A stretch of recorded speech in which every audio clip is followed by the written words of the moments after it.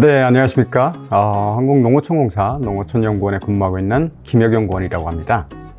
제가 오늘 말씀드릴 내용은 북한의 이제 농업 현황과 전망에 대한 부분이 되겠는데요. 북한의 이제 농업이라고 하면 워낙 다 언론을 통해서 익숙하게 들어왔던 바들이고, 그래서 오늘은 조금 깊게 좀 전문적인 얘기들을 좀 많이 해드리려고 합니다. 그래서 크게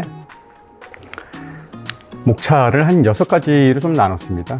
들어가면서 기본적으로 우리가 뭘 좀 중점적으로 봐야 되는지, 이 과목을 통해서 어떤 것들을 우리가 좀 이해해 가면 되는지, 그다음에 인식을 어떤 측면에서 이제 인식을 해야 되는지, 이런 부분들을 좀 짚어보고, 그리고 두 번째는 이제 북한의 농촌 발전 전략이라고 해서 기본적으로 정책을 중심으로 어떻게 변화가 일어나는지를 한번 볼 겁니다.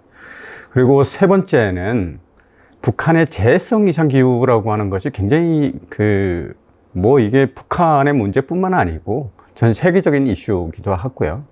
남한도 마찬가지로 이제 이상 기후에 굉장히 영향을 많이 받고 있다. 그래서 그런 측면에서 재해성 이상 기후가 북한에 미치는 영향을 좀 한번 살펴볼 겁니다. 그리고 네 번째는 이 재해성 이상 기후가 영향을 미치는 가장 근본적인 원인 중에 하나가 농업 생산 기반에 있다라고 하는 거거든요. 그래서 농업 생산 기반이라는 뭔지, 또 농업 생산 기반이 어떻게 되고 그 실태가 어떤지를 한번 좀 살펴보고요. 그다음에 다섯 번째는 우리가 농업 환경이라고 얘기는 하지만 기본적으로 농촌까지 아울러서 얘기를 하는데, 북한은 일반적으로 농촌 환경이라면 농업을 포함한 겁니다. 반대로 우리는 이제 농업이나 농촌을 딱 구분을 하지만, 북한 같은 경우에는 농촌이라고 하면은 농업을 포함한 개념이라고 보시면 되는데, 그럼에도 불구하고 좀 이해를 돕기 위해서 농업 환경과 농촌 실태를 분리를 해서 좀 설명을 드리겠습니다. 마지막으로 나오면서 이러한 북한 사회의 북한 농촌 농업의 어떤 현황들이 앞으로 어떻게 바뀔 건지를 간략하게만 짚고 마무리를 하도록 하겠습니다.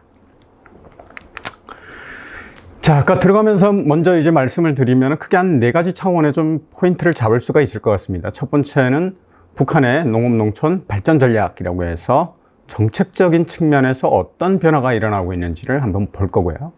두 번째는 재해성 이상 기후에 따른 북한의 어떤 농업 환경의 영향, 농업에 미치는 영향을 좀 살펴볼 거고요. 세 번째는 이상 기후를 대비를 해서 북한이 어떤 노력들을 하고 있고 그 실태는 어떤지, 이런 부분들을 좀 살펴보겠습니다. 그다음에 네 번째는 농업하고 농촌 환경이 어떻게, 그 현황이 어떤지를 좀 살펴보도록 하겠습니다. 이 4가지를 중점적으로 좀 살펴보시면 북한 농업과 농촌의 전반에 대해서 좀 이해할 수 있지 않을까라고 생각을 합니다. 자, 북한의 이제 농업 농촌 발전 전략이라고 하는 측면, 전략이라고 하는 것은 국가 차원에서의 세운 목표에 대한 전술적인 어떤 계획이라고 이제 볼 수가 있겠는데, 그 부분을 오늘 좀 여기에서 먼저 살펴보도록 하겠습니다. 북한의 식량 생산 환경이라고 이제 이야기를 먼저 서두에 말씀을 드리면, 북한은 매년 이제 식량 수요량이 굉장히 부족한 상황이거든요. 저희가 이 아래 도표를 보게 되면 2004년부터 2010년 이전까지 2010년까지를 보면은 기본적으로 생산량이 굉장히 낮은 데다가 400만 톤 초반대, 중반대에 머물고 있거든요. 초중반대. 거기에다가 연도별로 편차가 굉장히 큰 걸 볼 수가 있어요. 이게 무슨 얘기냐면 2004년도에는 410만 톤, 20만 톤 채 안 되는 상황이었다가 갑자기 2005년도에는 450만 톤대까지 이제 거의 근접하는 모습. 그 다음에 또 2006년하고 2007년에는 또 급격하게 낮아지는. 그래서 2000년대의 북한의 식량 생산량은 급격한 편차를 보이고 있다라고 하는 걸 저희가 알 수가 있겠죠. 그런데 김정은 집권 이후에 2010년, 김정은 정권의 2012년부터 공식적으로 출범을 하는데, 2012년부터 시작해서 2017년, 약 2017년까지의 생산량을 보게 되면 연도별 어떠한 생산의 편차가 크지가 않다라는 걸 저희가 좀 확인할 수가 있습니다. 그 이유는 뒤에는 2018년부터는 생산량의 편차가 굉장히 많이 나타나는 걸 볼 수가 있는데, 그 이전에는 기본적으로 북한이 굉장히 개혁개방적인 어떤 정책들을 도입을 하면서 식량 생산량이 기본적으로 증가하는 모습들을 나타나고, 사실 2015년을 빼면 기본적으로 안정적인 추세를 유지하고 있다, 이런 걸 우리가 확인할 수가 있습니다. 근데 여러분들이 다 아는 것처럼 2017년 이후부터 대북 제재가 강화가 되죠. 그래서 북한의 미사일 발사라든가 핵실험이라든가 이런 부분들에 대한 국제사회의 제재가 강화되면서 다시 식량 생산량의 편차가 증가하고 있는 모습을 보이고 있다라고 하는 게 최근까지 어떤 변화된 모습이다라고 할 수가 있겠죠. 그래서 그만큼 식량 생산량의 정체가 계속되고 있지만, 특히 2010년대 후반부터는 갑자기 편차가 다시 증가한다. 거기에 대북 제재 영향도 크게 작용을 하고, 더 중요한 건 기본적으로 북한이 가지고 있는 생산 기반이라고 하는 문제. 생산 기반은 농업 부분에서의 생산 기반을 의미를 합니다. 그래서 생산 기반이 부족한 문제 또는 열악한 문제가 결국에는 생산량의 편차를 다시 증가시키는 요인으로 나타나고 있다라고 하는 걸 기본적으로 이해하고, 뒤에 생각을 하시면 훨씬 더 이해하는데 도움이 될 거다라고 말씀을 드릴 수가 있겠습니다. 자, 북한의 이제 제8차 당대회가 이제 21년 초에 있었습니다. 그러니까 8차 당대회, 북한에서의 1차, 2차, 3차, 4차, 5차, 6차, 7차, 8차 당대회. 모든 당대회는 경제발전 계획이라는 걸 수립을 하는 대표적인, 가장 이제 북한에서의 핵심적인 행사라고 할 수가 있겠습니다. 여기에서 경제발전에 대한 계획 경제 목표를 설정을 합니다. 그래서 이제 8차 당대회가 굉장히 중요한데, 8차 당대회에서 나타난 정책 목표의 핵심은 스스로 부강하고 번영하는 그런 사회를 만들겠다는 게 핵심이었어요. 그래서 이 자력에 의한 부강 번영이라는 이야기의 핵심은 국내외 정세, 변동성이 굉장히 높은 지금 시점에서의 국내외 정세를 극복을 해보겠다. 그 극복을 하기 위해서는 경제적인 토대를 만들어야 된다라고 하는 게 핵심이라고 볼 수가 있겠죠. 그래서 그 경제적인 토대를 재정비한다라고 했을 때 기본적으로 자력 부강, 자력 번영이라는 용어를 쓰게 됩니다. 여기에서 나타난 농업 부분은 사회주의 농촌 강령을 실천하는 것이라고 이제 강조를 하고, 이걸 실천하기 위해서 제시된 내용이 금속, 그러니까 금속공업, 화학공업, 농업을 연계하는 작업입니다. 그래서 이제 과학농사라든가 조수학지중산, 새땅 찾기, 그다음에 간석지 개간, 농촌경리의 현대화, 이런 용어들이 이제 많이 제시가 되는데, 금속이라면 여러분들이 다 아시는 것처럼 기계화와 직접적으로 연관이 되어 있습니다. 기계는 철로 만들죠, 그죠? 그다음에 화학이라고 했을 때 화학은 화학 비료를 얘기를 하는 겁니다. 그래서 화학 비료가 생산이 돼야, 또 금속 기계가 생산이 돼야 농업하고 연계가 돼서 농업 생산력을 끌어올릴 수 있다. 이런 하나의 어떤 흐름이라고 할 수 있겠죠. 북한이 2021년도에 VNR 보고서를 제시를 합니다. 이 VNR 보고서라는 건 국제사회에서 규정을 한 SDGs를 기본적으로 실천하는 목표인데, 그 목표에 우리도 참석하겠다, 참여한다라고 하는 보고서를 북한이 제출을 한 거예요, 국제사회에. 그래서 이 부분을 VNR 보고서를 굉장히 중요하게 얘기를 많이 하는데, 이 VNR 보고서는 북한이 앞서서 8차 당대에서 제시했던 경제발전 5개년 전략하고 약 52%가 유사하다라고 이제 북한이 스스로 밝힙니다. 그래서 이 이야기는 뭐냐면, 북한의 경제발전 계획이 국제사회가 요구하고 있는 지속가능 발전 목표와 유사하기 때문에 우리가 이렇게 정당하게 잘 가져가고 있다. 북한의 경제발전을 위해서 이렇게 노력한다 라고 하는 걸 보여주는 의미가 있고요. 이 VNR 보고서에서 북한이 강조하는 뒤편에 이 내용에서는 구체적으로 다루지는 않았지만 뒤에서는 이런 얘기를 합니다. 국제사회의 어떤 지원, 협력, 이런 부분들을 강조를 하면서 국제사회의 어떤 발전 목표를 부합을 하고 거기에서 지원을 얻어내려고 하는 북한의 어떤 전략이라고 하는 것을 우리가 좀 이해를 하고 볼 필요가 있다라고 말씀드리겠습니다. 21년도에 북한이 또 제시한 내용이 있습니다. 북한의 최고인민회의 제14기 5차 전원회의에서 이제 나온 건데, 5차 회의에서 나온 건데, 시군발전법이라는 걸 제정을 합니다. 그전에는 없었거든요. 그러니까 시군발전법이라는 게 뭐냐면, 시와 군을 균등하게 지역 균형을 이루겠다라고 하는 게 핵심입니다. 그래서 사회주의 강국으로, 북한이 이제 사회주의 강국으로 성장하기 위해서는 농촌을 발전시켜야 된다. 그게 지역균형 발전의 핵심이라고 볼 수가 있겠죠. 이 지역이라고 하는 건, 지역간이라고 하는 건 도시와 농촌을 얘기한다라고 얘기를 할 수 있겠고요.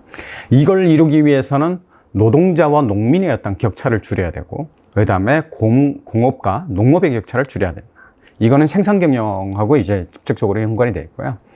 성장한 도시에 맞게 농촌도 성장을 해야 된다. 이 부분은 생활 문화권이라고 하는 측면에서 북한이 지역균형 발전을 시군발전법을 통해서 실천을 하려고 한다라고 하는 걸 알 수가 있겠죠.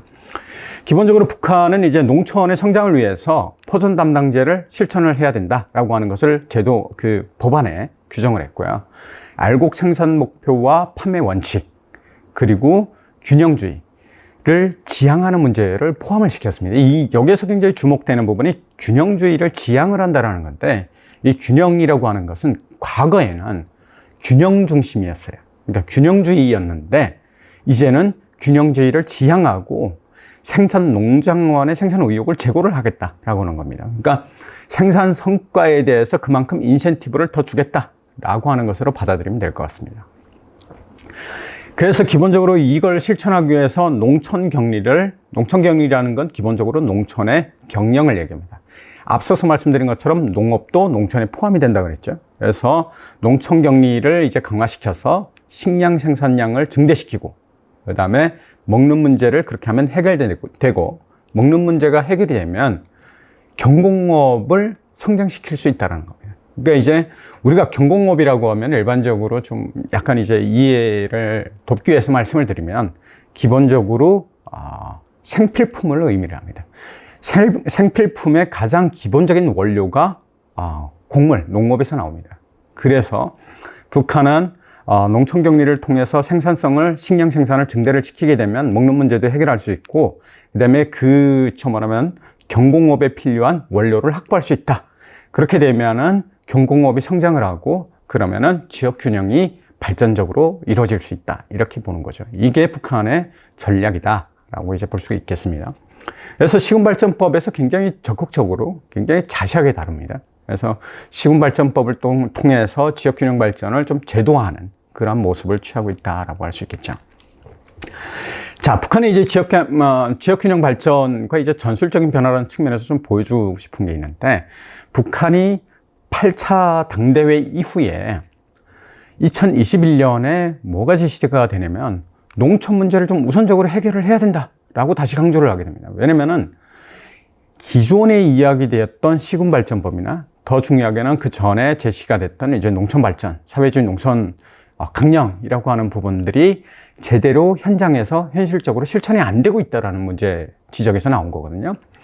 그래서 북한이 제8기 4차 전원회의에서 농촌 문제를 우선적으로 해결하자라고 이제 강조를 합니다. 그게 21년 12월에 제시된 내용이에요. 기본적으로 농촌 강령을 제시를 했음에도 불구하고 생산성이 큰 편차가 없고, 5개년 계획이 처음으로 추진된 21년도에 수확고는 오히려 전년도보다 떨어지는 모습이 있었거든요. 그러니까 떨어지다 보니까 이걸 해결하기 위해서 5개년 계획이 처음 들어갔는데 첫 해부터 떨어지는 건 북한의 정책이 문제가 있다라고 하는 문제의식으로 돌아오게 되는 거고요. 그래서 전원회의를 통해서 북한이 다시 한번 강조를 하게 되는 거고요. 그 강조하면서 나타나는 변화가 모델화를 만드는 작업입니다. 그래서 전원회의에서 기본적으로 나왔던 게 3대 혁명, 그리고 알곡 생산 구조를 변경하는 것, 저수확지의 생산성을 증대시키는 것. 여기에서 나오는 저수확지라고 하는 것은 기본적으로 헥타당 생산량이 굉장히 낮은 지역을 말합니다. 그래서 기본적으로 1헥타라고 했을 때 그 1헥타에서 생산되는 양이 1.5톤 이하, 특히 이제 1톤 정도 수준에 머물고 있는 저수확지, 그러니까 수확지를 저수확지라고 표현을 하는데, 이런 지역이 북한 전체 농경지의 한 40% 정도가 차지한다라고 이제 볼 수가 있어서, 그만큼 북한의 입장에서는 저수확지의 생산성을 끌어올리는 게 굉장히 중요한 이슈가 될 수밖에 없다는 거죠.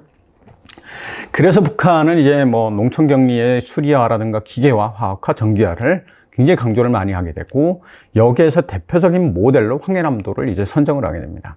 황해남도는 북한 최대의 농경지 대단위 지역이고요. 그리고 황해남도 자체가 논이 굉장히 많습니다. 북한 전체에서 논 면적의 약 한 26%를 차지하거든요. 그러니까 상당히 많은 논을 보유한 곳이 황해남도다. 그래서 이 황해남도를 모델화를 하는데, 모델화를 하기 위해서는 최우선적으로 국가적인 지원을 이제 진행을 하게 되는 거고, 우선적으로 지원을 해서 여기에 지원이라고 하는 건 뭐 기계, 농기계, 전력, 그 다음에 여러 가지 화학 비료, 이런 부분들을 우선적으로 공급을 하는 걸 의미를 합니다. 그래서 황해남도를 모델화해서 농촌 발전의 어떤 거점화로 만들겠다라고 한 게 제8기 4차 전원회의의 핵심적인 목표예요. 그래서 기존에 제시가 됐던 문제 한계를 극복하기 위해서 황해남도를 집중적으로 지원을 하고 모델화를 만들어서 그 모델을 전국적으로 확대시키는 그러한 노력이 이 8기 4차 전원회의에서 나온 목표다, 이렇게 보시면 될 것 같고요. 문제는 22년도부터 그래서 이제 사업을 추진을 하게 되는데, 가장 중요한 거는 10차 전원회의, 제10차 정치국 회의가 있습니다. 여기에서 갑자기 추수 사업에 굉장히 총 집중할 것, 그리고 양곡 수매 계획을 철저하게 보장하는 것, 그래서 정책을 강화하는 겁니다. 이게 무슨 얘기냐면 2022년도에 가장 큰 문제가 봄에 4월에 봄 가뭄이 굉장히 심했어요. 그리고 6월 말부터 국지성 폭우가 굉장히 많이 집중이 됩니다. 특히 이제 서해 연안 지역을 중심으로 확산이 되는데, 이 문제가 확산이 되면서 결국에는 가을쯤 되면 8월, 9월에 들어서게 되면 생산량이 급격하게 떨어질 거라는 것이 이미 예측이 된 상황이에요. 그래서 수매량이 급격하게 떨어지게 되고, 생산량도 떨어지고 수매량도 그러면 떨어지겠죠. 그래서 이 부분을 보강하기 위해서 김정은이 제10차 정치국 회의를 개최를 하게 됩니다. 그게 9월 25일이었어요. 22년 9월 25일. 그래서 여기에서 강조가 된 게 양곡 정책. 그러니까 양곡 정책에서 정확하게는 수매 계획입니다. 농장원은 북한에서의 농장원이라고 하면 기본적으로 생산량의 일부를 국가에 바쳐야 됩니다. 바쳐야 되는데, 국가에 제출을 해야 되는데, 기본적으로 육사제를 도입을 해왔습니다. 육사제라고 하는 것은 과거에는 산은 국가가 가져가고 육은 농장원이 가져가는 거예요. 근데 이게 뒤집어집니다. 그래서 7.3제로 바뀌는데, 정부가 7을 가져가고 3을 농장원이 가져가는 그런 시스템으로 바뀌어버린 거예요.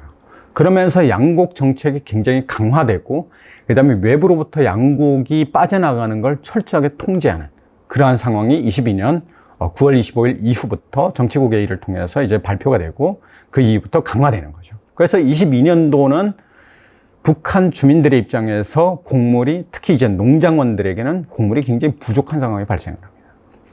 그래서 이 부분들에 대해서 사실 양곡이 미리 생산량이 떨어질 거라고 생각했던 농장원들이나 그다음에 협동농장들에서 빼돌리기를 할 수 없도록 중앙 차원에서 통제를 하고 있는 거죠. 그게 22년도다라고 얘기를 할 수가 있습니다.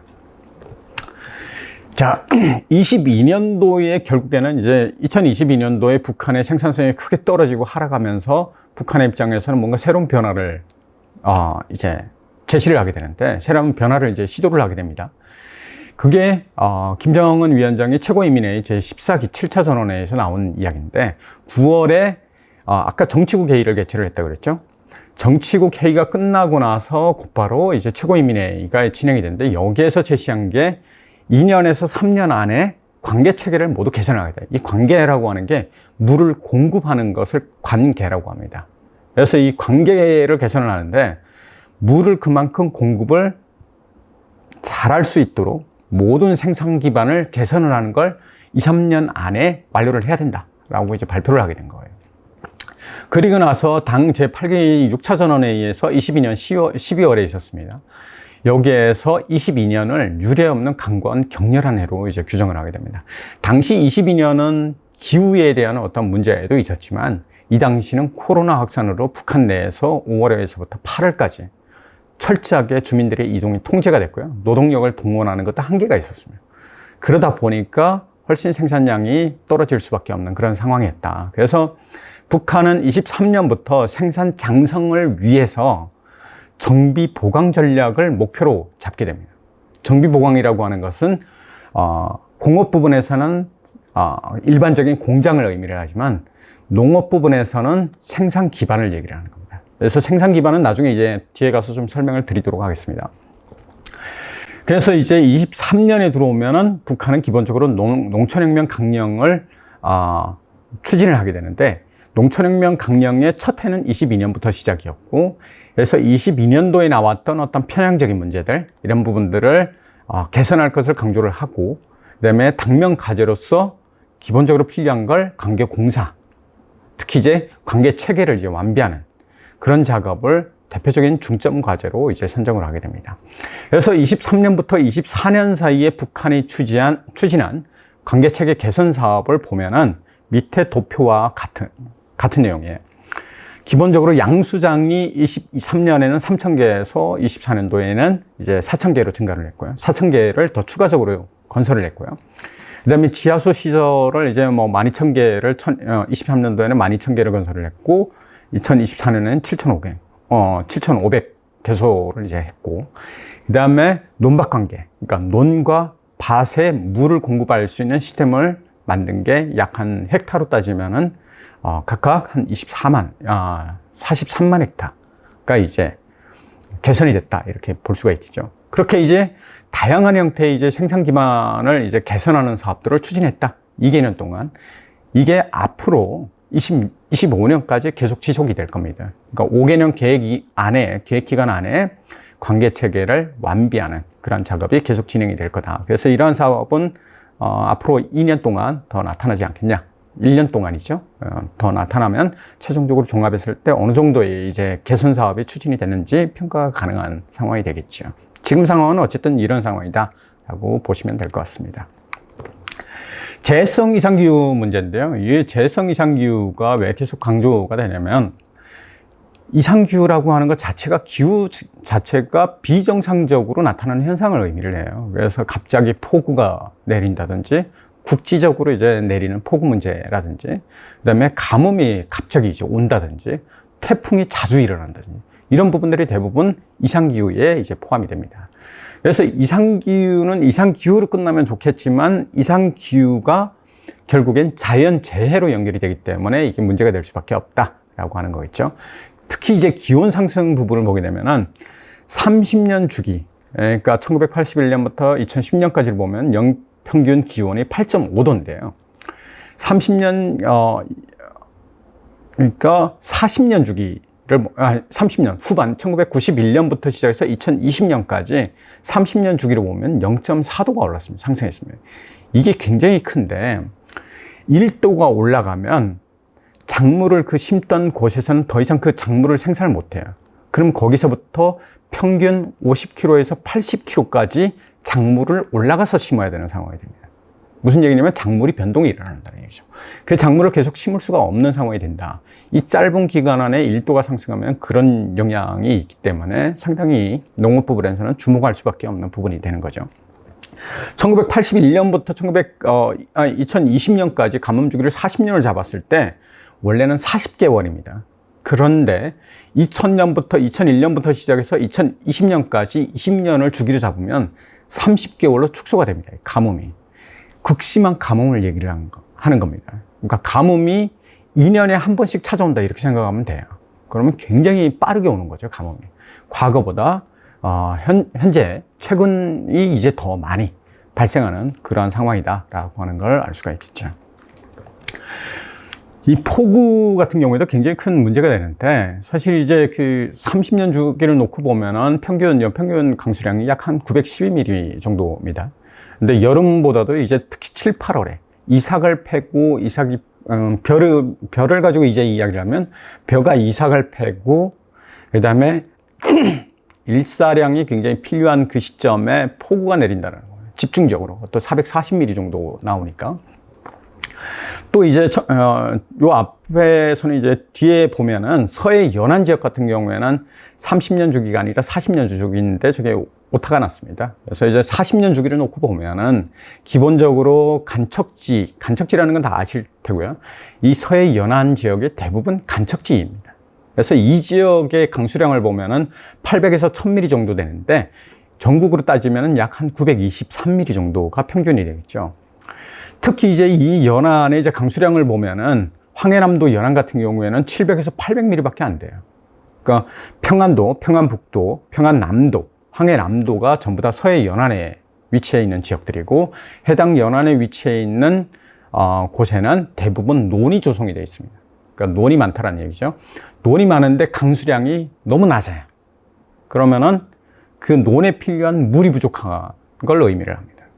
결국에는 서해안 지역 같은 경우에 일일에 최대 내리는 비 양이 200mm에서 300mm가 되고요. 가뭄은 한 번 지속이 되면 60일 동안 계속됩니다.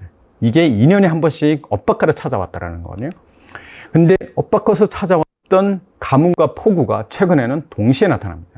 그게 굉장히 이제 이상기후가 굉장히 빠르게 변화한다라고 하는 어떤 모습을 저희가 이해를 하시면 좋을 것 같고요.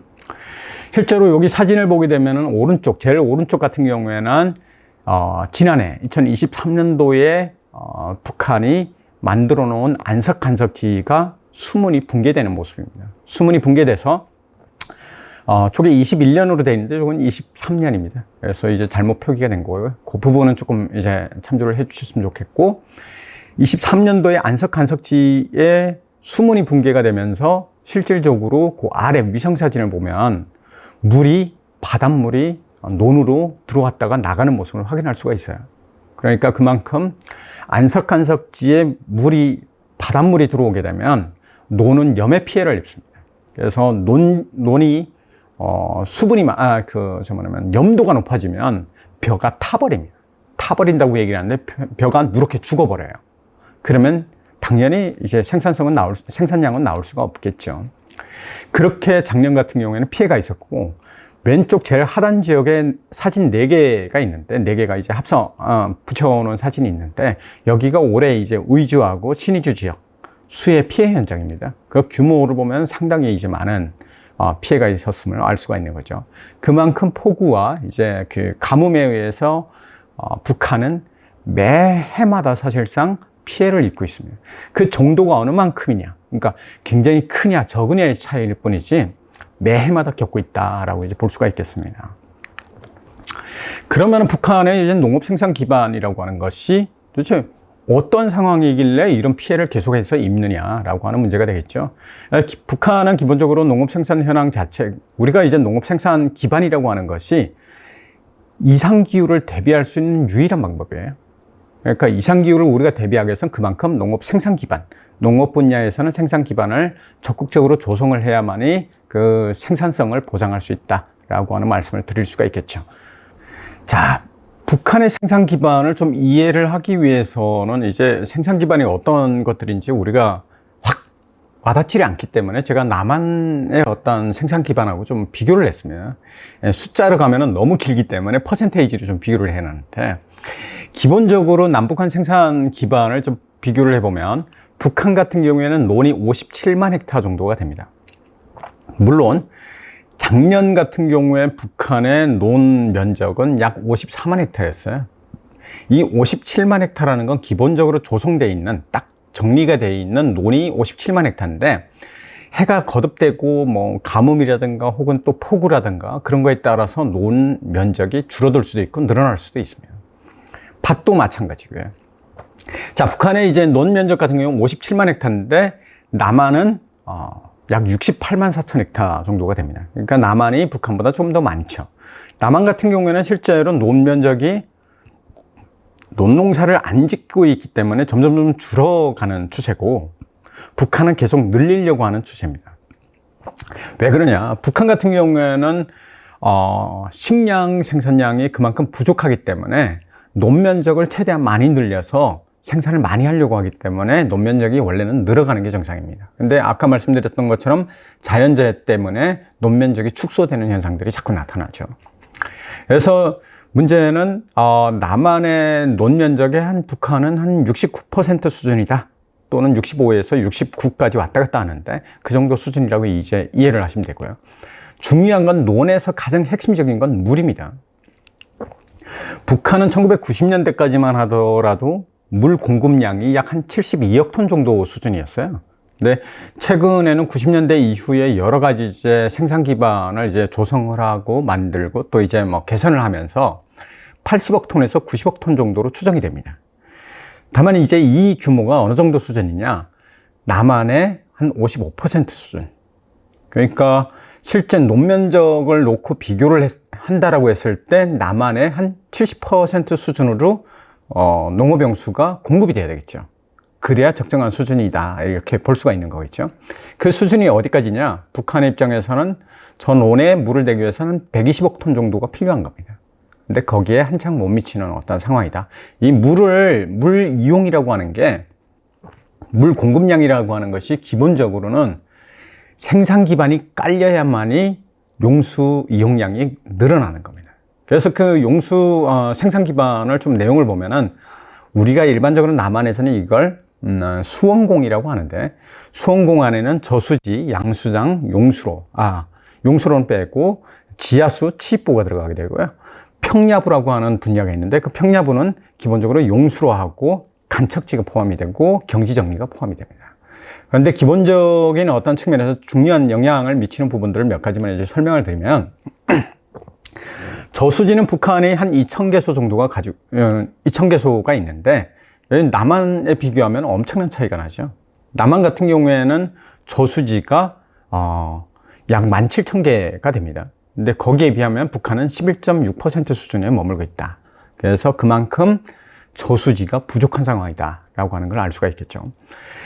두 번째는 양수장인데, 북한이 지금 양수장이 23,000개소라고 하지만 올해까지 합치면 3만 개소가 넘습니다.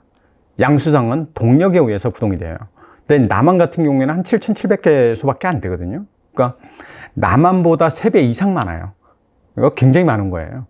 그러니까 북한의 입장에서는 물을 양수기를 가지고 양수장을 가동을 해서 물을 끌어올려 가지고 논에다가 보내주는데, 너무 양수장이 많다 보니까 중요한 거는 전력이 부족해서 가동을 제대로 못합니다. 그게 이제 전력 의존성이 너무 높다 이렇게 이제 설명할 수가 있겠죠. 양수장이. 남한 같은 경우에는 굉장히 양수장을 적게 운영을 합니다. 용수로라고 해가지고 기본적으로 관계수로라고 얘기를 하는데, 지거라고 하는 건 제일 말단 지역에 물을 공급하는 수로를 얘기하는데, 이 부분은 제외를 하고 간선을 중심으로 이제 이야기를 하게 되면, 간선은 저수지로부터 쭉 이제 하천까지 이어지는 가장 큰 이제 수로라고 생각하시면 돼요. 이 수로가 남한이 6.67%밖에 안 돼요. 이거는 연결수로까지 포함을 하게 되면 17.6%가 되는데, 연결수로라고 하는 것은 기본적으로 저수지와 저수지 사이에 물을 채우기 위해서 만들어 놓은 수로입니다. 이 연결수로까지 포함할 경우에 17% 수준이고요. 남한의 17% 수준이고, 실제로 논으로 직접 들어가는 관계수로만 얘기를 하게 되면은 약 한 7%가 채 안 된다 이렇게 보시면 될 것 같아요. 그만큼 생산 기반이 굉장히 부족한 걸 알 수가 있는 거죠. 북한의 취입보 같은 경우에도 남한은 이제 18,000개소 정도가 있는데 북한은 5,400개소 정도가 됩니다. 그러니까 남한의 한 29% 수준. 최근에 이제 뭐 취입보를 조금 만들었다고는 하는데 그것까지 포함해도 30%를 조금 넘는 수준. 그러다 보니까 취입보도 굉장히 부족한 상황이다. 취입보라고 하는 건 작은 하천을 그냥 막는 겁니다. 막으면은 물 수위가 올라가겠죠. 수위가 올라가면은 그 수위가 올라간 것만큼 주변의 논으로 물을 공급해 줄 수 있는, 그걸 우리가 취입보라고 얘기를 합니다.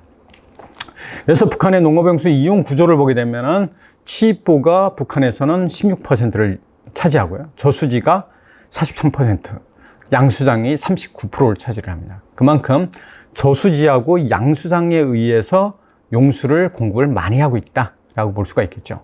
저 앞서서 이제 이야기를 드렸습니다만 뒤에 가서 조금 좀 자세히 설명을 드리도록 할게요. 북한의 저수지는 기본적으로 대용량을 중심으로 형성이 되어 있습니다. 북한의 전국 저수지가 2,000개소가 있는데 2,000개소 중에 1억 톤 이상의 이제 저수지가 8개나 됩니다. 1억 톤 이상이라는 건 엄청난 규모를 의미를 하는 건데요. 평안도나 항해북도 지역 같은 경우는 1억 톤 이상의 저수지의 의존율이 60에서 80%입니다. 그러니까 대규모 저수지는 어디에 만들어지냐? 산간 지역에 만들어집니다. 그러니까 대규모 저수 용량을 가지려면 산에다가 만들지 않으면 평야에 만들기가 어려워요. 그건 이제 남한도 마찬가지고요. 근데 이 산간 지역에 만들다 보면 서해안 지역으로 나가면 나갈수록 완만해지는 그 지대에 물을 공급하기 위해서는 굉장히 장거리에 이제 관계수로가 필요하게 된 거죠. 그러다 보니까 산간 지역부터 길다랗게 늘어선 이제 관계수로를 만들면서 여기에서는 용수 손실률이라는 게 발생을 하게 됩니다. 용수 손실률이라는 거는 아무래도 이제 개수로 형태로 형성이 됐기 때문에, 개수로라는 건 뚜껑이 없는 상태를 이제 뚜껑이 없는 상태의 수로를 개수로라고 얘기를 하는데, 여기에서 해가 비치면 증발이 일어나고요. 그 다음에 북한의 대표적인 이제 수로 자체가 흙으로 조성이 되어 있어요. 그러다 보니까 스밈률이 굉장히 심합니다. 그리고 그 물이 스며들면서 이제 붕괴될 요소들이 굉장히 많이 나타나는 그런 부분들이 있겠죠. 뒤에 가서 조금 더 말씀드릴 건데요. 기본적으로 북한의 저수지는 대용량에 의존을 하고 있다라고 하는 것. 그래서 장거리에 관계수로를 필요로 한다. 그 과정에서는 용수 손실률이 굉장히 높게 발생을 한다. 이런 것만 기억을 해주시면 될 것 같아요. 사실 남한에 비교하면은 북한 같은 경우는 굉장히 이제 대용량에 의존하는 걸 금방 이해할 수가 있는데, 북한 같은 경우에는 약 2,000개소의 한 40% 정도가 50만 톤 이상입니다. 남한 같은 경우에는 전체 한 87%가 10만 톤 미만의 저수지예요.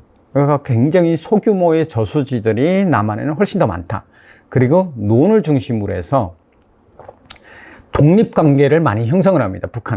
남한은 독립관계를 많이 형성을 하고, 북한은 멀리에서 장거리 관계를 많이 이제 이용을 한다. 그래서 이제 그 차이가 저수지, 개소수의 차이로 나타난다라고 볼 수가 있겠죠.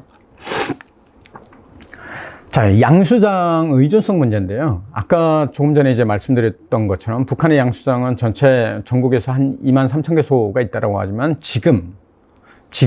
현 시점에서 증가한 7,000개소의 양수장까지 합치게 되면 약 3만 개소가 됩니다. 문제는 북한이 전력 공급이 그렇게 원활하지 않기 때문에 양수장 가동률이 물을 필요로 하는 그 시점에 제대로 가동되지 못하는 문제가 있다는 거죠. 전력을 갑자기 이제 가뭄이 왔기 때문에 물을 빨리 공급을 해야 됩니다. 아까 멀리에서부터 물을 끌어다가 공급을 한다고 했잖아요. 그러면 물을 멀리에서부터 끌어와야 되는데, 끌어오는 물이 빠르게 하류까지 전달이 돼야 되는데 그게 안 되는 거죠. 특히 거기에서 물을 끌어올리기 위해서는 양수장이 가동이 돼야 되는데 전력 공급이 제대로 안 되면서 양수장을 가동을 못하는 그런 상황이 돼버리면 가뭄에 굉장히 쉽게 노출이 되는 그런 상황이 되는 거죠. 양수장 설비의 대부분이 북한에는 70년대에서 90년대 사이에 설치된 양수장들이 많습니다. 특히 양수 설비 같은 경우에도 부품을 굉장히 자체적으로 생산을 하고 조달하는 수준인데, 이 부분들이 문제가 많아요. 특히 이제 예를 들면 터빈 날개라든가 구리 코일이라든가 베어링, 이런 부분들이 정밀성이나 이제 내구성이 떨어져서 잦은 고장의 원인이 되고 있습니다.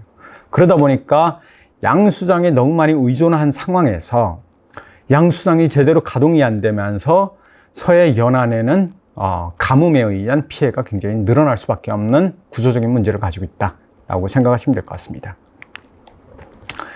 자, 조금 전에 이제 장거리 관계 문제를 좀 이야기를 했는데, 기본적으로 여기에 나타난 사진에 보면은 제일 아래쪽에 있는 사진 모습을 보게 되면은 지금 이거는 간선, 지선이라고 이제 설명을 하는데, 지선 같은 경우는 사람들이 보면 다 손으로 하죠.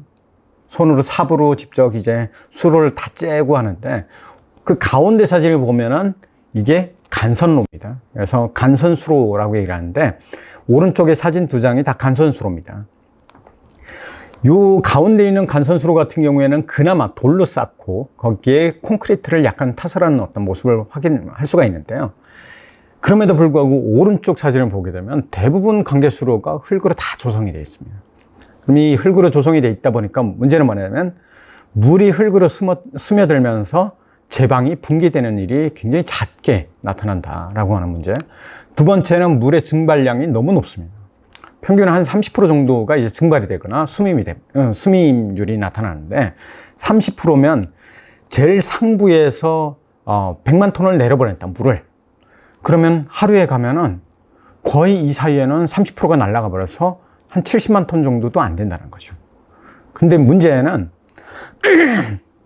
상부에서 내려보내는 물을 하류까지 온전히 받지도 못하는데 그 사이에는 어떤 문제가 있냐? 상부에 위치한 논 지역에서 물을 너무 많이 써요. 먼저 써버립니다. 물론 이런 문제들은 남한에서도 조금씩 나타나는 현상이기도 합니다. 위에서 먼저 물을 최대한 많이 쓰다 보니까 하류 지역에는 물이 부족한 현상이 나타나는 거죠. 이때 물 부족을 해결하기 위해서 남한 같은 경우에는 그 하류 지역에 저수지를 많이 조성을 합니다. 그래서 거기에서 물을 끌어다 써요. 근데 북한 같은 경우에는 하류 지역에 저수지가 없어요. 그러다 보니까 고도시 위에서 물을 다 쓰게 되면 아래 지역에 물이 없게 되는. 그래서 이 장거리 관계 수로의 문제점이 여기서 나타난다. 이렇게 볼 수가 있겠습니다. 마지막 이 5번째로는 북한의 농업 환경과 농촌 실태를 좀 설명을 드릴 건데요. 기본적으로 경지 면적이라고 하면 약 200만 정도, 그러니까 한 198만 헥타르 정도인데 북한이 가지고 있는 이 면적은 1950년대 이후에 조성된 이후로 큰 변화는 없어요. 이 안에서 거의 움직인다고 보시면 될 것 같고요. 기본적으로 1990년대 이후에 북한의 경제 위기를 크게 겪었잖아요. 그 사이에 약 한 15만 헥타가 줄어들었고 2019년 기준으로 놓고 봤을 때는 약 23만 헥타 정도가 축소됐다라고 하는 거죠. 물론 북한이 제시한 이 기본적인 전체 경지 면적이 줄어든 건 아닌데 이 안에서 실제로 농사 짓는 땅이 많이 줄어들었다라고 하는 걸 의미를 하는 거거든요. 가장 큰 이제 문제점 중에 하나가 여기서 우리가 이제 볼 수 있는 거는 기반이 부족하면서 생산 기반, 앞서 보신 생산 기반이 부족해지면서 사실상 경작지 규모가 하락한다라는 겁니다. 그러니까 논이든 밭이든 물을 못 주면 그 밭은 쓸모가 없어지겠죠. 그러면서 경지 면적이 하락하는 현상. 그 다음에 생산성이라고 하는 것이 기본적으로 농자재 부족 문제가 영농 사업의 실패로 이제 나타나게 되는 거고, 그게 생산량을 떨어뜨리는 그런 문제로도 또 연결이 됩니다. 경지 면적이 기본적으로 침체되는 가장 대표적인 요인 중에 하나가 사람들이 경작지가 한번 자연 피해를 입어서 더 이상 쓰지를 못하게 된다라고 하면 거기에서 경지 면적에서 빼버립니다.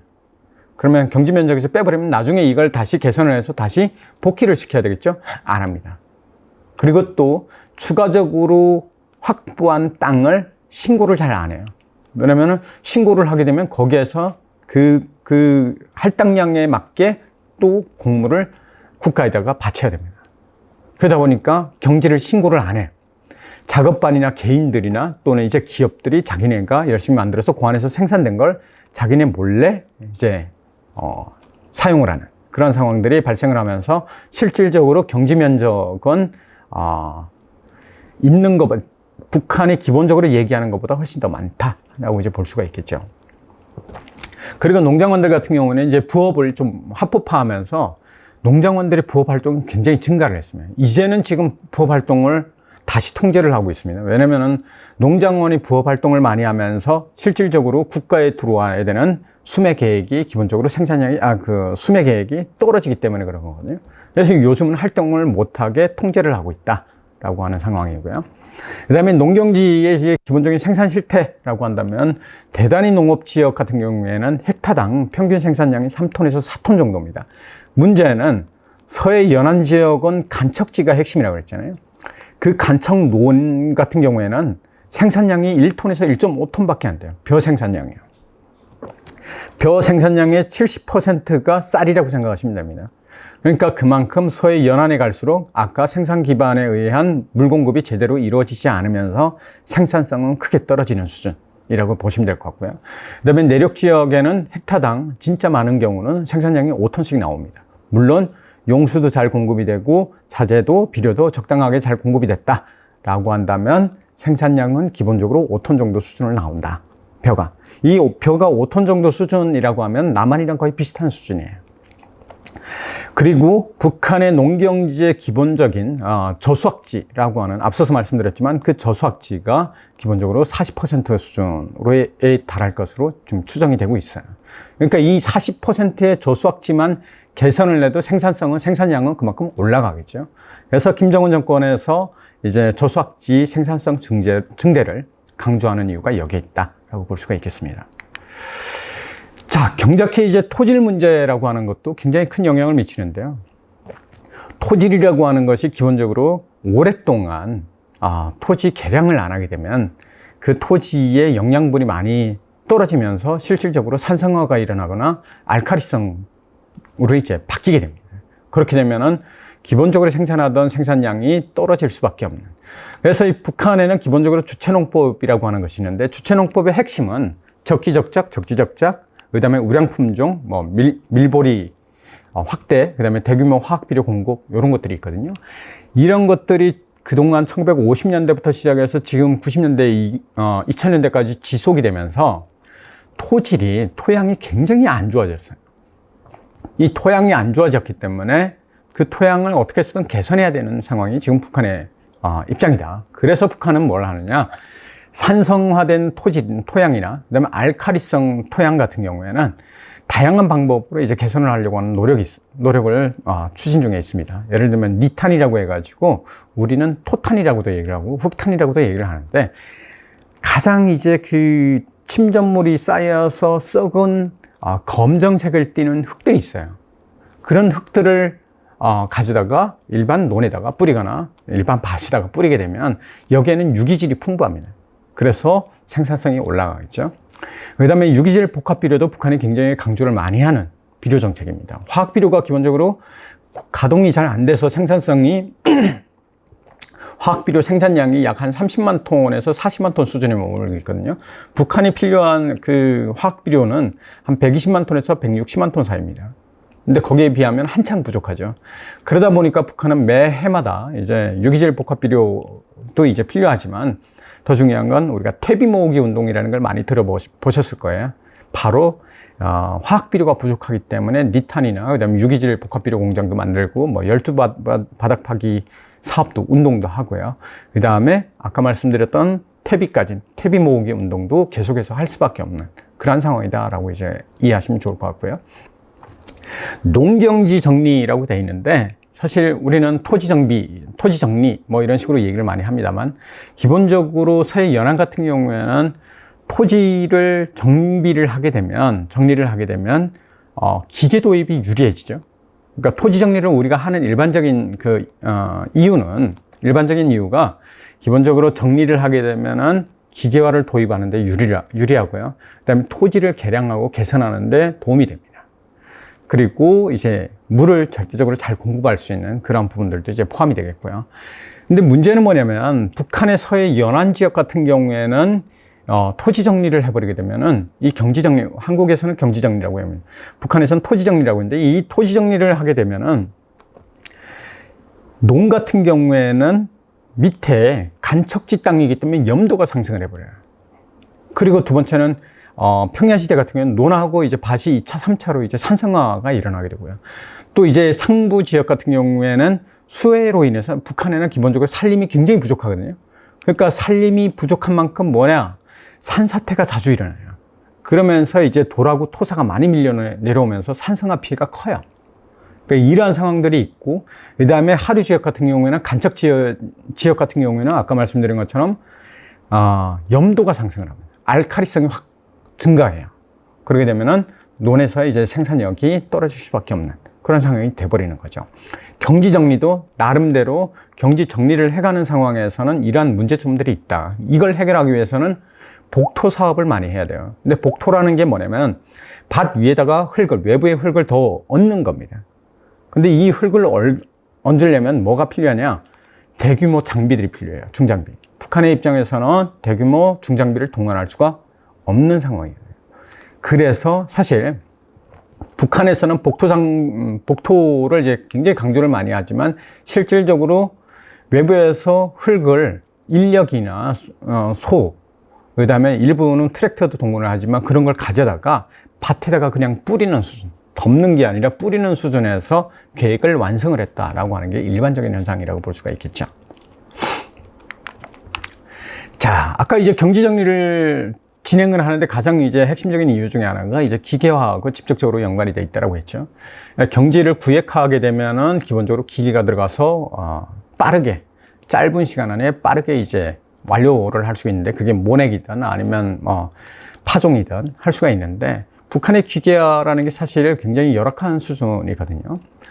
북한이 1950년대부터 시작해가지고 우리가 이 인구를, 농촌 인구의 어떤 변화를 기계화하고 좀 같이 볼 필요가 있어요. 왜냐면 남북한의 도시화 비율을 보면은 1970년대, 80년대를 기점으로 남한은 굉장히 빠르게 증가를 하고요. 근데 북한 같은 경우에는 1970년을 기준으로 도시화율이 정체되어 있는 모습을 보여주고 있습니다. 이게 무슨 얘기냐? 1970년대부터 70년대를 기점으로 해서 기계화가 정체가 되어 있다는 걸 반증하는 결과이기도 합니다. 기계화가 올라가면, 농업의 기계화가 올라가면 올라갈수록 노동 인력은 필요하지 않겠죠. 농촌 인력은 더 이상 필요하지 않은 겁니다. 남한 같은 경우에는 지금 100%예요. 근데 북한 같은 경우에는 1970년대를 기점으로 농업 기계화 수준이 정체가 되어 있습니다. 그 이야기는 지금까지 정체가 되어 있는 거예요. 결국에는 농업 기계화로 채우지 못하는 부분을 농촌 인력으로 대응을 해야 되는 그러한 상황이 됐다라고 이제 할 수 있겠죠. 그래서 북한에서는 농촌에서 도시로 나가는 걸 철저하게 통제를 합니다. 그래서 내가 농민이었다면 나는 도시에 나가서 살겠어요. 안 됩니다. 근데 도시에서 나는 농촌으로 가서 살겠어요. 그러면 오케이. 그래서 굉장히 농촌 인력을 확보하기 위해서 북한은 상당히 애를 쓰고 있다라고 하는 겁니다. 그것이 도시화율의 정체로 나타나고 있다라고 보시면 될 것 같아요. 북한의 기계와 이제 영농자재를 간단하게 설명을 드리면, 북한의 기본적인 기계에는 이제 트랙터가 있는데, 대부분 북한 농촌 지역에 가지고 있는 트랙터는 약 16마력 정도의 천리마호가 있고요. 이건 마력수가 굉장히 떨어집니다. 마력수가 떨어지는 건 밭을 제대로 뒤집기가 힘든 그런 작은 마력을 가지고 있다. 2017년도에는 김정은 위원장이 이제 80마력짜리 이제 천리마호로 이제 바꿨죠. 그러면서 기술 개조는 했지만 실질적으로 이게 전국적으로 아직까지 다 보급되거나 그런 건 아니고요. 여전히 16마력짜리를 운영을 하고 있다라고 보시면 될 것 같습니다. 그리고 이제 농자재 문제라고 하는 측면에서는 농자재는 자체적으로 해결하는 걸 원칙으로 삼고 있습니다. 그래서 이제 기본적으로 국가에서 돈을 빌려줍니다. 국가가 사채업을 하는 거죠. 협동농장이 돈을 빌려서 그 돈을 가지고 이제 작업반에 필요한 자재를 구입을 하고, 그 구입한 걸 이제 분조 단위에 나눠주는데, 이게 농장원들한테는 기본적으로 빚으로 남게 됩니다. 그래서 이제 국가에서 이제 사용을 하게 되면, 국가에서 돈을 빌려오게 되면 다시 이제 그 돈의 출처를 밝혀야 되는 문제가 있어요. 갚을 때의 돈의 출처.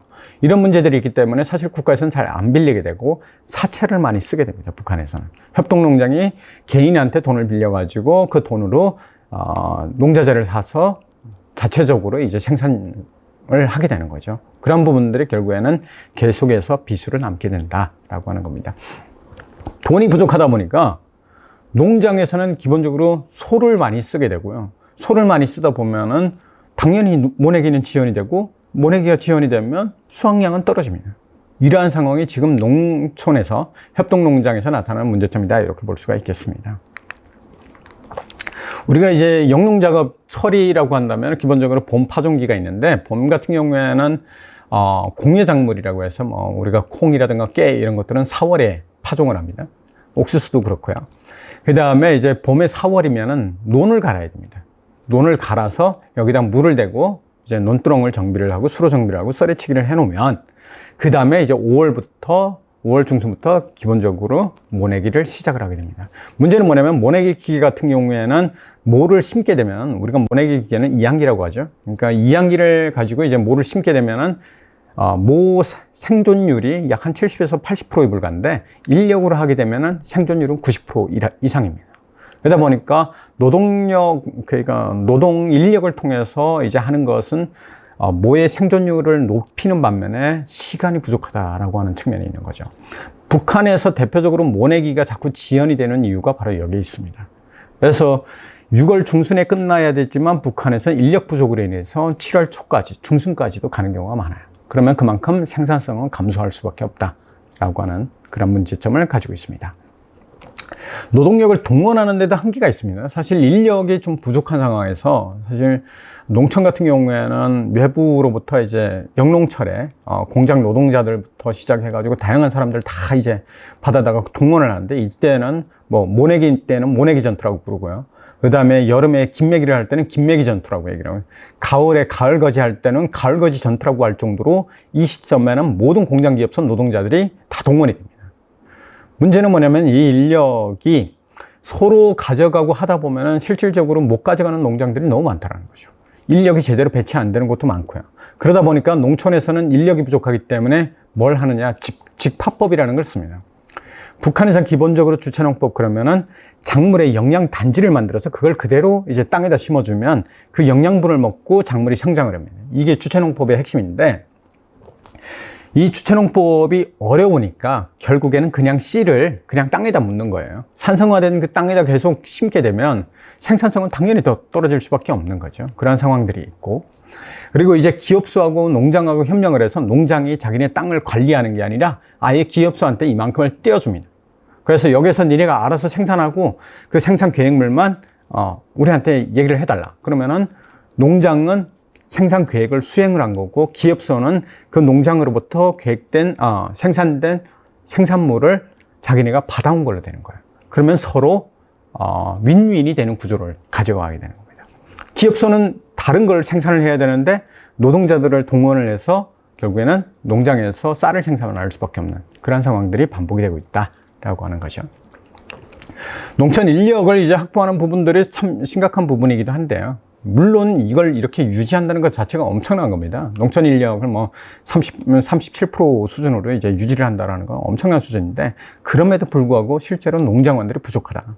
그래서 이제 북한에서는 끊임없이 농촌으로 자원 진출을 강조를 합니다. 대표적인 게 이제 농촌 인력을 확보하기 위해서 탄원을 강조하고, 그 다음에 막 졸업하는 학생들한테 농촌 현장으로 가게 하고, 그 다음에 또 이제 꽃집이라든가 또는 이제 고아원 출신들을 그 농촌 현장에 그대로 이제 통째로 배치하는, 일명 무리 배치라고 하는데, 그런 현상들이 굉장히 많이 나타난다. 이 사진 제일 하단에 보게 되면 오른쪽에 김정은 위원장이 다른 이제 그 불량한 청년들을 모아놓고 함께 사진 찍은 모습이 있어요. 이 사람들이 뭐였냐? 과거에는 불량자였어요. 쉽게 얘기한 건달 같은 사람들. 떠돌고 일에 생산에 참석을 안 하고 이러했던 사람들을 농장에다가 배치했는데, 이 농장에서 생산성이 나오니까 김정은 위원장이 직접 사진을 찍어준 그러한 모습들을 보여주면서 농장으로 청년 인력이 유입되는 것을 적극적으로 장려하는 그러한 상황이다 볼 수가 있겠습니다. 협동농장이 이제 운영과 이제 분배의 실태라고 볼 수 있는데, 운영 부분들에서 우리가 이제 문제점은 당연히 농장원의 개인주의가 확산이 됐고, 그걸로 인해서 수로라든가 앞서서 말했던 생산 기반 문제에 대해서 적극적으로 참여를 안 하는 문제, 공동 영농 부분에서도 적극적으로 적극적으로 참여 안 하는 농장원들이 많이 증가했다. 이런 부분들을 좀 이해할 필요가 있고요. 포전 담당제 실시하고도 결국에는 포전 담당제가 처음에 실시가 되고 나서 곡물 생산에 일부 성과가 있었는데, 다시 뒤집어지면서 이것이 생산 의욕이 하락으로 이어지는 그런 문제들이 나타나고 있다. 볼 수가 있겠습니다. 뭐 당연히 이제 용농자재 같은 경우는 개인들이 다 이제 돈으로 구입을 해야 되는데, 이 부분들이 제대로 이루어지지 않기 때문에 농장의 빚이 증가하고, 결국에는 농장원들이 농장을 이탈하려고 하는 모습들이 많이 나타나고요. 도덕이 확산이 되면서 곡물 생산 수확량은 현실적으로는 그렇지는 않지만 발표할 때, 국가의 이제 생산량을 보고할 때는 굉장히 축소해서 보고를 하는 그런 현상들도 많이 나타납니다. 농촌의 정전환경 문제인데요. 기본적으로 북한의 농촌 주택은 80년대, 60년대, 그러니까 60년대부터 시작해서 농촌 마을을 개선하는 사업이 거의 80년대면 마무리가 됩니다. 이때 추진됐던 게 약 한 600만 가구를 예상을 했지만, 실질적으로 한 250만 가구 정도만 농촌형 이제 아파트를 건설을 했고요. 아파트도 있고 단층집, 대부분 이제 단층집입니다만, 그때 조성이 됐던 농촌 마을이 지금까지 오면서 수십 년 동안 개선이 잘 안 된 거죠. 그래서 최근에는 김정은 위원장이 이제 농촌혁명 강령을 내세우면서 지금 농촌형 살림집 건설을 굉장히 적극적으로 추진을 하고 있습니다. 최근에 이제 제8차 당대회 이후에 농촌 살림집 건설이 본격화됐는데, 정확하게는 22년부터 시작되거든요. 2022년부터 시작해서 지금 현재까지 한 8만 가구 정도의 농촌 살림집을 건설을 했습니다. 앞으로 좀 1년 안에 얼마나 더 완료가 될지는 한번 두고 살펴봐야 되겠지만, 지금까지 이러한 농촌의 어떤 생활 환경을 개선하려고 하는 노력도 김정은 위원장이 적극적으로 추진 중에 있다라고 할 수가 있겠습니다. 사실 공간도 문화 공간이라는 게 거의 부재합니다. 농촌 마을 단위에서 문화 공간이라고 하면 김일성 연구실, 협동농장관리위원회, 그리고 문화회관이 거의 전부다라고 보시면 될 것 같아요. 이게 군 단위, 그러니까 읍내로 나오면 좀 달라지는데 기본적으로 농촌 마을 단위로 들어가면은 굉장히 열악한 수준이다라고 볼 수가 있겠고요. 농촌의 교통과 이제 난방 문제가 굉장히 심각한데요. 교통 같은 경우에는 도로가 대부분 흙도로입니다. 흙으로 썩비례로 만들어진 도로가 4급, 5급 정도의 이제 도로라고 생각하면 되시고요. 대중교통 같은 경우에도 거의 부재하기 때문에 서비스차라고 해서 개인이 기업의 명의로 등록을 한 차량을 이용하는 것이 일반적이다. 이렇게 보시면 될 것 같습니다. 특히 이제 냉난방, 그러니까 냉방은 거의 없죠, 북한에는 사실. 그래서 난방 문제인데, 난방을 위해서는 석탄을 쓰는데 최근에는 이제 구멍탄이 좀 확산이 됐고요. 대부분 나무나 그다음에 저 서해 연안 같은 경우에는 나무가 부족한 지역 같은 경우에는 볏짚이나 옥수수대를 이용을 해서 난방을 해결하는 그런 열악한 상황이다라고 보시면 될 것 같고, 상수도라든가 그다음에 재래식 화장실은 대부분 재래식으로 이제 형성이 되어 있기 때문에, 그래서 농촌 지역 같은 경우에는 우리가 이야기하는 수세식은 거의 볼 수가 없다라고 하는 걸 말씀드릴 수가 있겠습니다.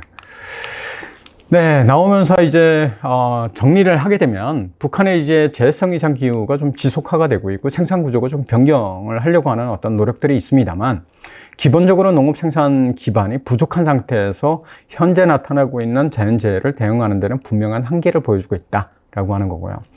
특히 이제 농자재 부족 같은 경우에는 곡물 생산의 어떤 정체로 이제 이어지게 되고요. 앞서서 제일 먼저 설명드렸던 것처럼 그 농업 생산량의 큰 편차를 이제 가져오는데 영향을 많이 미친다라고 볼 수가 있겠습니다. 그리고 도시와 농촌 간의 격차는 당연히 이제 청년농의 어떤 이탈이 가속화가 되고, 또 한쪽으로는 장려를 하지만 실질적으로 농촌 인구는 점점 줄어들고 있는 상황이다라고 하는 거고요. 기후 위기로 인해서 이제 곡물 생산은 끊임없이 하락하는 부분들, 또는 이제 일부 상승했다가 또 다시 급격하게 떨어지는 이런 부분들이 크고, 그다음에 수매 계획을 북한이 자꾸 확대를 하면서 농민들에 대한 이제 부담이 커진 상황, 그리고 농업과 농촌에 이제 집중화 전략에도 불구하고 장기간 어려움은 지속될 가능성이 큰 이러한 상황이다라고 이제 전망을 할 수가 있겠습니다. 네, 이상으로 제 발표를 마치도록 하겠습니다. 네, 고맙습니다.